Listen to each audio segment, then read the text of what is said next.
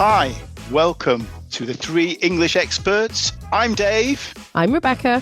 And I'm Birgit. And welcome to this episode. Three English Experts is your English podcast to help you speak better English and create a positive and happy mindset for your English learning journey.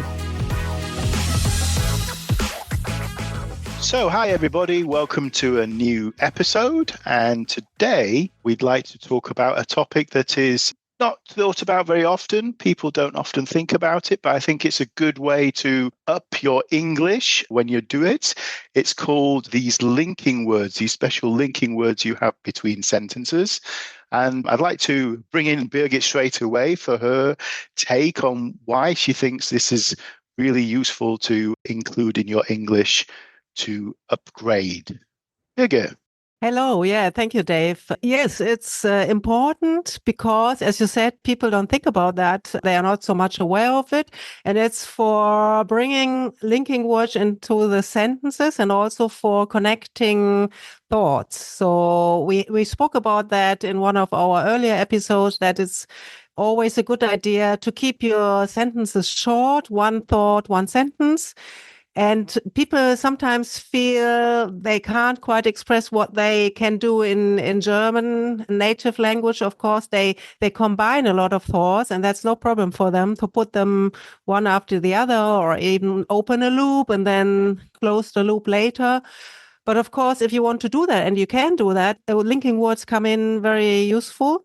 And that's the clue, maybe. And that's when I bring in this issue, raise the issue. And when you maybe cannot think of what that means, it would be something like putting ideas in a chronological order, or talk about cause and effect, and additioning, agreeing. And Rebecca will start off with introducing some of these linking words, what you can use. Yeah. Hi. So I think, I agree with Big. It upgrades. It makes your English just sound that bit better. So I think just to give some examples. So for example, like and, classic linking word, and I bought bananas and apples. Obviously, a nice fancier way of saying and would be furthermore or in addition.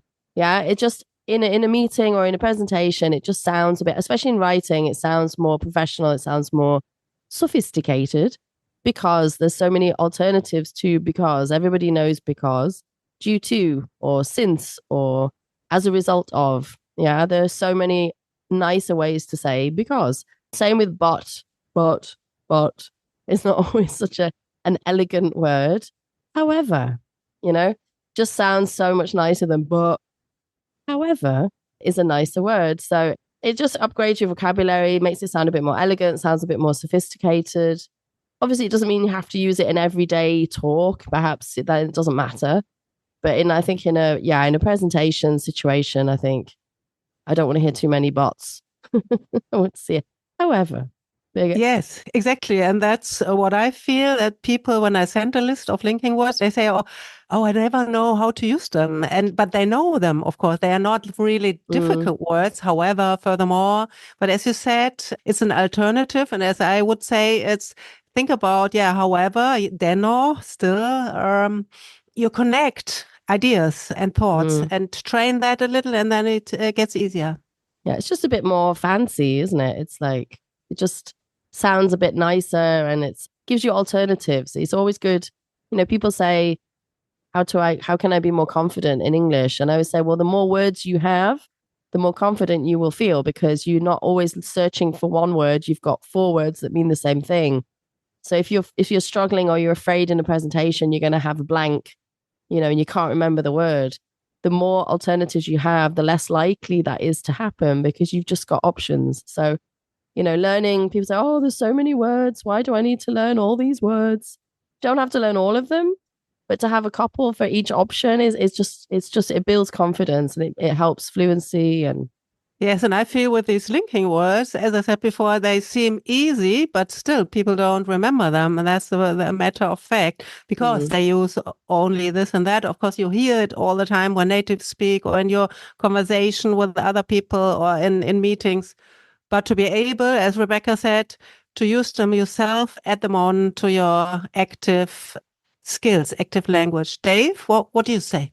Well, I agree. I mean, it's just the variation, I think, as well, just to vary your English. As we spoke about presentations a few sessions ago, I think obviously the sequential ones, like talking about first, next, after that, meanwhile, finally, all these kind of things help you just to structure your presentation and also, of course, explain what's coming next or what you've just talked about or whatever. And I think that helps to pave the way for your listeners. So that's very good. And of course, then the cause and effect words that we talked about before, because, since, therefore, etc., I think are also very useful in your writing and giving reasons for things, something.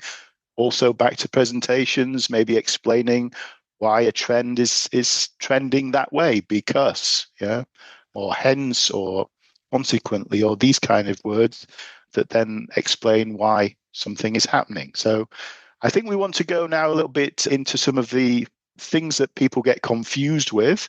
And so maybe one of them, while we're talking about this sort of chronological one, is that there is the sort of a word that you often say is at least, when people actually mean either at last or finally. So this is a common mistake I often hear, that people want to conclude their presentation, for example, instead of saying finally or last but not least, they forget maybe the last bit and just say at least. And of course, if you find that out, that actually means minimum. Okay, yeah. So it's a false translation, then it's a false friend. So that's one situation where you have to be careful with. And the same with at last, because at last is a phrase, you can say that, but of course it means, oh, endlich. Like, oh my goodness, at last, you know? Of course. Because this is the most boring presentation ever. And at last, I am going to shut up. So you don't say that. So at last, you know, if you're waiting for someone, I say, oh, at last, like you finally, or finally the food's arrived. At last, I'm starving. But it's not, you wouldn't use it at the end of a presentation. I've heard that a lot too, Dave. So it's finally, or last but not least. Last but not least, exactly. Right. So what were some of the other ones that we had on our list? Negative and positive effect. You had one, David, that was very interesting. Yeah, okay. So the effect could be like thanks to. Okay, so thanks to his hard work, he improved his English immensely, for example. So the thanks to is positive. You could have I would say as a more of a negative one with this word due to, D-U-E, to. That's the two words, because it's difficult sometimes to think what due is written as or how it is spelled. So it's D-U-E. Due to is then more the opposite, so a negative form. So often you see this in connection with due to power outage, the computer system went down or whatever. And then you've got because of, and also owing to, owing being spelt O-W-I-N-G. I think they're pretty neutral when you see a list. So they're quite useful. And just a simple thanks to is the positive, due to is the negative, and the because of or owing to are more in the middle. I think is a nice way to remember it. I think owing to is the one that people never know. A lot of my learners, they go, what's that? They've never heard that. So that's quite a nice one, an extra sort of bit of vocabulary to add. And then you could bring in the O, like I owe you money, so Schulden, and then it's kind of clear where it comes from. But I think in my experience, a lot of people don't use or don't know. I've never heard owing to. Yeah. Could you start the sentences and the email with that? Yeah. Owing to a high amount of work, we will not be able to deliver, or owing to a lack of staff. It's not as common maybe as due to, I think. I don't know, but it is fairly normal. It's quite common. So yeah, maybe not as common as due to, but yeah. Okay. My other pitfall is the classic because. So when you want to say because, you know, we were always taught at school, Dave, right, that you never start a sentence with the word because. So because should not be written with a big B, basically, ever. Because you shouldn't. Yeah, that's an easy way to remember. Because it's never got a big B, because it shouldn't be at the beginning of a sentence. You do see natives do this. And then I think, did you go to school? Maybe, I don't know. I can't speak for American English. Maybe they use that more and we don't. But I know that's what we were always taught, that it's just not very elegant to have because at the beginning of a sentence. So because goes in the middle. I'm late because my train was cancelled. Yeah. Now, alternatives. So if you want to use because at the beginning of a sentence, you should use something like since or as. So since my train was cancelled, I'm late. Or as the train was cancelled, I arrived home late. So you can put it at the beginning. But bigger in German, would you start It's the same. I was just thinking, weil. You wouldn't start with weil. You wouldn't start with weil, yeah. You would say da. Da. Exactly. Thank you. And that's why I always say to my clients, and they go, oh, ja, stimmt. So they kind of know, they don't make me think about it, but it's true. I think you wouldn't start with weil. We wouldn't. No, weil. Not very elegant, is it? Sounds like an incomplete sentence to me. Yeah. Weil yeah, no. So that's just a nice rule. So just remember, because don't write it with a big B. Yeah. Any more things that we hear? Any mix-ups, confusions with these linking words? I don't know about mix-up, but certainly if I go through the list we have here on our desk, or everyone has, it's like there are some people don't remember or haven't even heard of. Yeah, hence, yeah, or Hence, maybe yeah. provided that. That's for beginners. Yeah, it's not. It doesn't come out naturally. So, Dave, will you put a list somewhere in the show notes? Yeah, yes, sure, absolutely. I think that's a good idea. Yeah. I mean, my other one is sometimes people don't know how to use them. So for example, due to. Sometimes I hear people say, "Oh, due to the bus was late." Now you can't say that. So it's due to the late arrival of the bus. So you have to use it with a noun. Or you have to say due to the fact that the boss was late. So there's also learning how to put them together is not always that simple, I think. You have to know how to use them. I think there's also an idea of spelling, because spelling often is a tricky one in these words. Obviously, nowadays we have the spell checks and everything else. But what I often see is, for example, the word therefore, spelt without the E at the end. And I think people often misspell some of these words, in particular the therefore example. Maybe they don't realize what the word means, so they think it's for, as in the word for something, right? And so in actual fact, it's got an E at the end. Yeah. But I guess nowadays with the correcting tools, then that's not necessarily a problem. But it's just something to think about, how to spell the word. So therefore has got an E at the end. Yeah, and the other thing linking words do, the function they have could also be as an emphasis. Yeah, indeed, especially, in fact, something like that.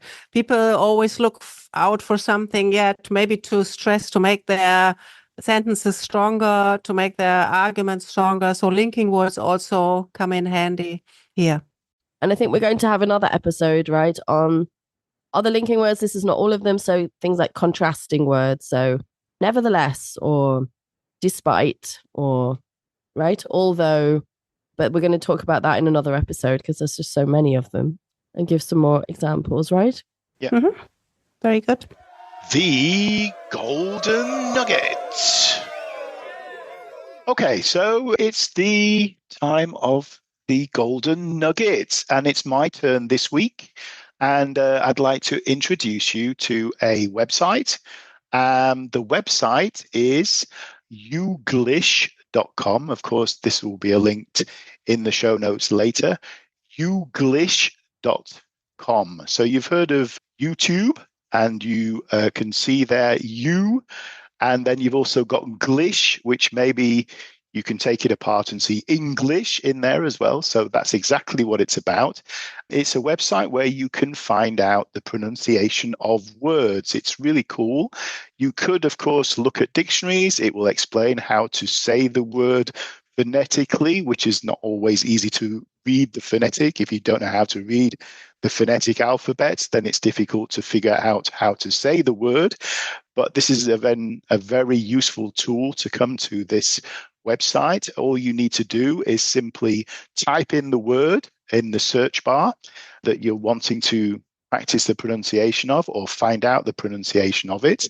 Type it in and then press send or say it says here, and then it will find videos from YouTube where they have these little bits of conversations using that word. Okay, so you can then watch those videos. The good thing is it also has the conversation just around it. So not just that word, but of course a few sentences before it and also after it. So that's also quite nice to get different types of English. And maybe the other good thing about this is not just for the UK, it's also obviously then you could signal you want the US pronunciation, maybe Australian pronunciation. So you can check for all different types of pronunciations. So that's a really cool tool. And so if there's ever anything that you're not sure about how you should pronounce in English, go to YouGlish.com, and that was where you can check that out and then watch a few videos. And I believe you can also practice saying the words as well. And YouGlish will also say how well you pronounce them. But that's the basics to it. Okay, so thanks for that, Dave. I hope that you found this episode interesting. I hope there was something useful today. And our big news is that after all this time, after knowing each other for so long, we have finally met. But not at last. No, not at last. At last. But you can At say last that. we met at last. Oh my. Is that negative? No, it can be positive, actually. Now you say that. You can say, at last. Like, at last we've met. Yeah, we've met kind of like after a long struggle of missing each other. You're real. We are united in the end. Yeah, you can say that, actually. So now you've got me thinking. It's not always negative. But yeah, so at last we met. And in Valencia, we had a nice weekend together. Yeah. And so we've come to the decision that we are going to offer a 3 English Experts workshop in 2025. It's going to be live with the 3 of us. So people can come along and meet us and work with us for a couple of days somewhere in Germany. And details are still being finalized, but we will be giving you more details very soon. So that's going to be fun. And we're really looking forward to meeting some of our listeners. That would be nice, wouldn't it? Absolutely. Yeah. Cool. So, and next episode, we are going to be doing a bit of mindset. So we're going to be talking about authenticity in languages, how to find your voice. Are you the same person in English as you are in your native language or in any of your other languages? How do you feel as your English self? How to feel more authentic, how to be more accepting of who you are and find your voice, find your English voice. I think that's really important in languages. So that is going to be our topic next time. Thanks for now. Thanks for listening. Take care. Bye. Bye. Thank you so much for pressing play today. If you enjoy our podcast, please share with your friends, your family, or your co-workers. Or you can also support us by giving us a thumbs up or a star rating or a review on whatever podcast platform you are using to listen to us. For questions and comments, you can also head over to our website, 3englishexperts.com. Thank you so much for listening. We really appreciate your support. Have a great day and see you next time.